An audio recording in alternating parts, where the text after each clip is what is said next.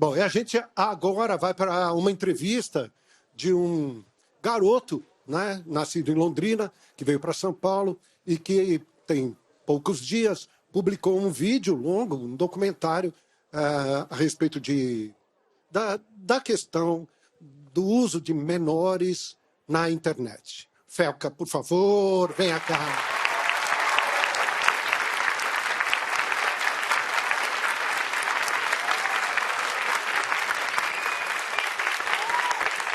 Muito obrigado, Felca.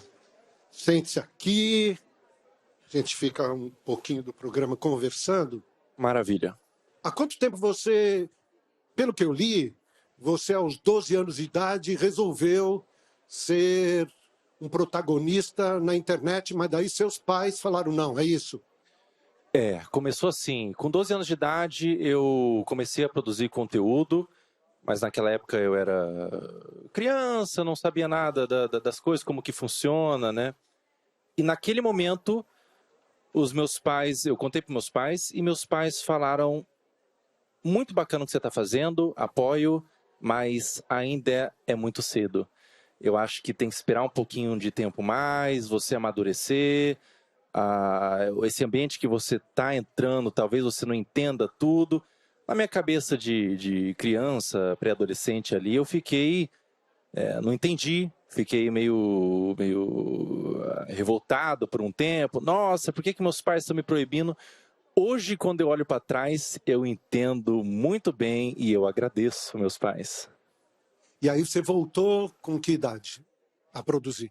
Com Felca, que é o canal que eu cresci na internet, que eu fiquei conhecido, foi em 2019 que eu publiquei o primeiro vídeo. Publiquei o primeiro vídeo, era vídeos de humor, um tom bastante humorístico, mas tinha já um tonzinho de crítica. Eu sempre gosto de colocar... Hoje meus vídeos são muito críticos, e com muito humor também, e eu sempre gosto de colocar crítica inserida no humor. E tem funcionado. Aos poucos meus vídeos têm ficado mais críticos, ainda mantenho humor, mas têm ficado mais críticos, e hoje eu tô aí, né? Agora, hoje, houve uma explosão, não é? De visualizações, de compartilhamentos. Até aquele momento, há poucos dias atrás, antes do documentário, quantas pessoas faziam parte dos seus canais? Eu tinha, se for contar em todas as redes sociais, daria talvez 15 milhões a 20 milhões. Eu tinha, na rede social principal, eu tinha 8,8 milhões. E hoje? Hoje, na rede social principal, que eu tinha 8,8 milhões, eu tenho 15 milhões,5 em 5 dias. Foram mais de 7 milhões de seguidores aí em 5 dias e crescendo. O teu vídeo repercutiu muito. Ele repercutiu pela história, né? Através das pesquisas e das denúncias que você fez, mas ele repercutiu também junto ao comportamento das pessoas. Eu acho que as pessoas começaram a refletir mais, e eu já vi vários vídeos de mães falando: eu não devia ter exposto tanto meu filho, apesar de nem ser uma exposição, vamos chamar assim, delicada ou sensual. Que reflexão você começou a trazer para a gente a respeito disso? Eu creio que esse é o ponto mais importante mesmo do vídeo, e você falou sobre ter chegado nas pessoas, e foi isso que eu observei mesmo. Me mandaram fotos, por exemplo, Serginho, de pessoas assistindo o meu vídeo na horizontal, que é uma coisa muito difícil nos dias de hoje, as pessoas estão consumindo todos na vertical, assistindo no ônibus o meu vídeo, no metrô. Eu fico muito feliz porque não é sobre mim, não é sobre eu como pessoa. É sobre a causa mesmo. Essas crianças, essas contas de perfis de crianças estão sendo utilizadas para promover trocas de pornografia infantil. Isso é muito sério. Isso é muito sério. É um assunto muito delicado, é um assunto aversivo de ser falado, é um assunto que causa repulsa, mas ele tem que ser falado. Infelizmente, é um assunto que acontece em pequena e grande escala, de forma menos ou mais problemática. Acontece desde uma exposição, desde uma adultização, crianças se portando como adultos, até crianças sendo sexualizadas de fato, né? É doentio.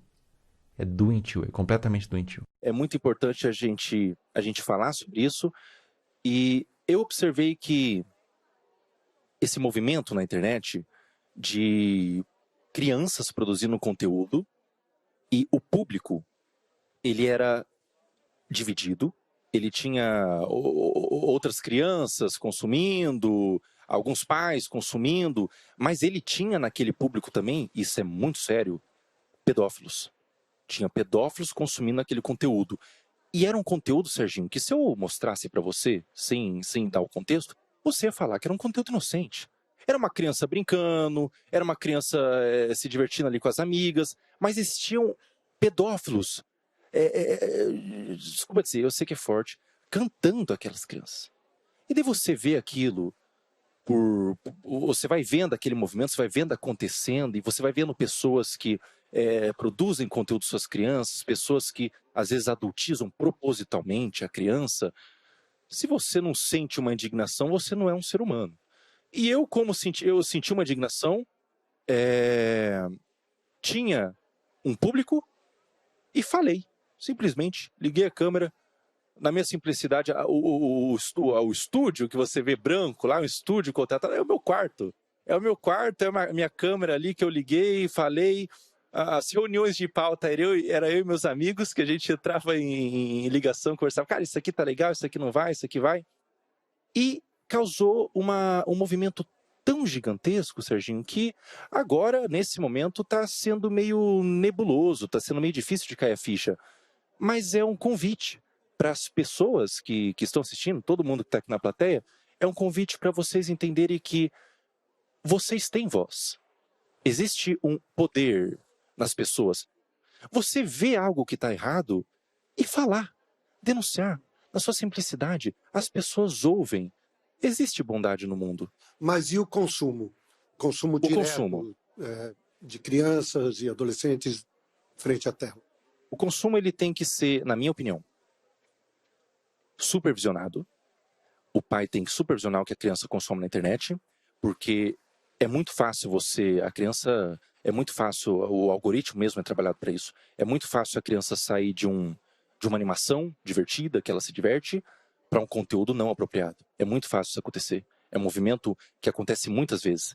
E se você, enquanto pai, tiver a capacidade de supervisionar o seu filho com 10, 11, 12 anos, ele pode consumir de forma moderada, na minha opinião, mas se você não tem a capacidade, se você não consegue ser um pai presente, se você trabalha muito, às vezes tem muitas ocupações e tudo mais, na minha opinião, bloqueio. E uma outra coisa é não sobre consumo, Serginho, é sobre produção de conteúdo.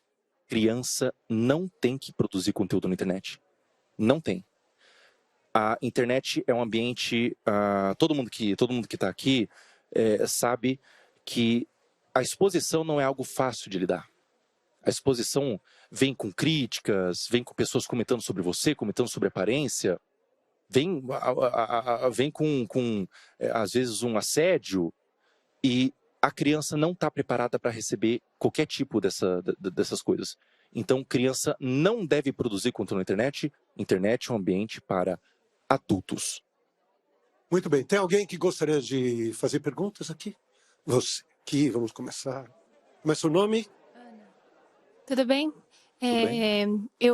Mais para ver sua opinião, assim, porque a gente sabe que isso não é de hoje. Não começou a postar os vídeos, principalmente do caso que você falou no vídeo, não começou esse ano, já é de muito tempo. Por que você acha que demorou tanto para tomar essa proporção, para as pessoas começarem a prestar atenção nisso? Essa é uma pergunta boa, Ana.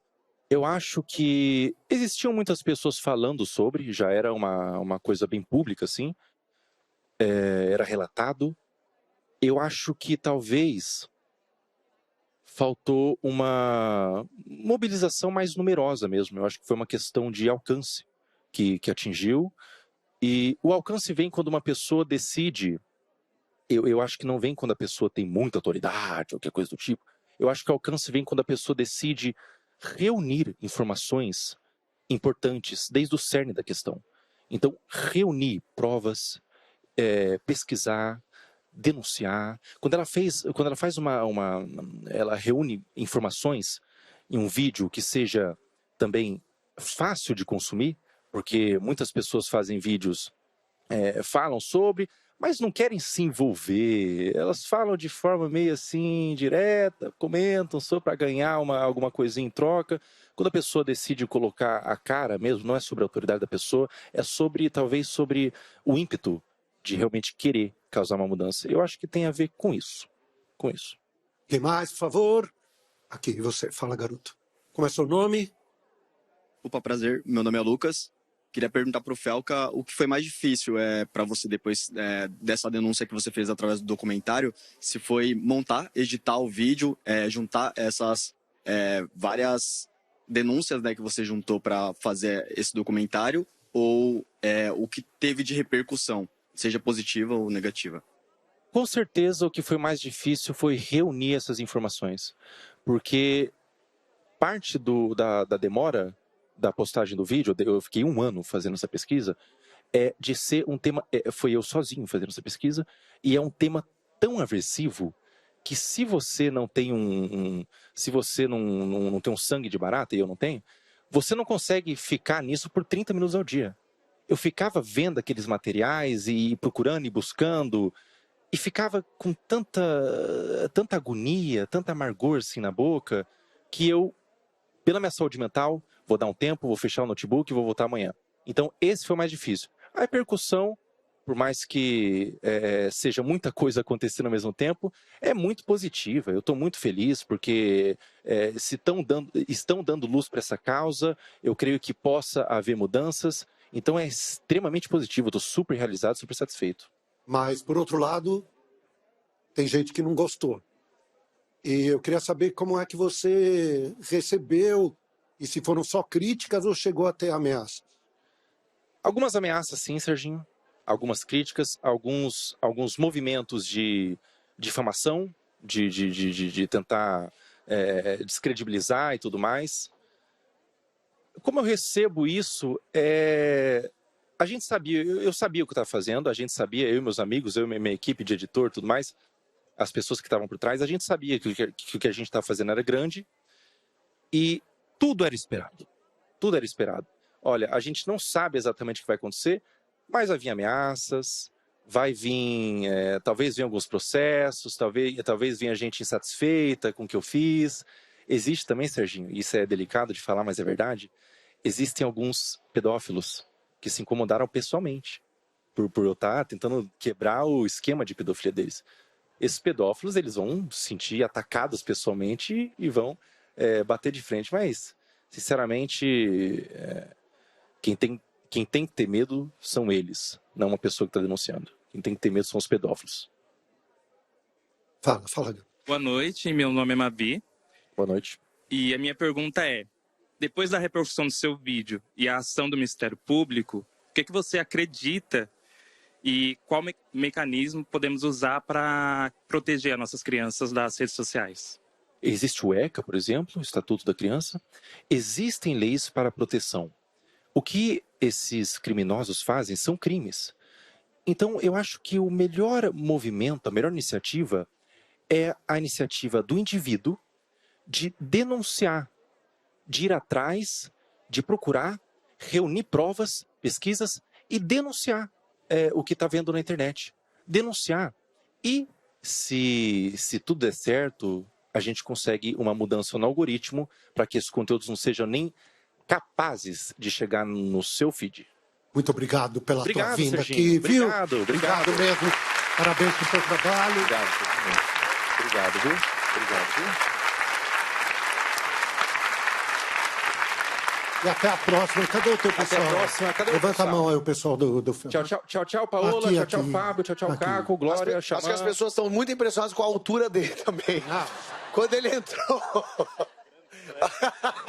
E olha que eu tenho esse quadro. 1,80m. Pega esse quadro. Não, eu tenho 1,80m. Tá baixinho, Sim. Serginho. Você tá muito baixinho. Obrigado, aplausos aqui. Obrigadão.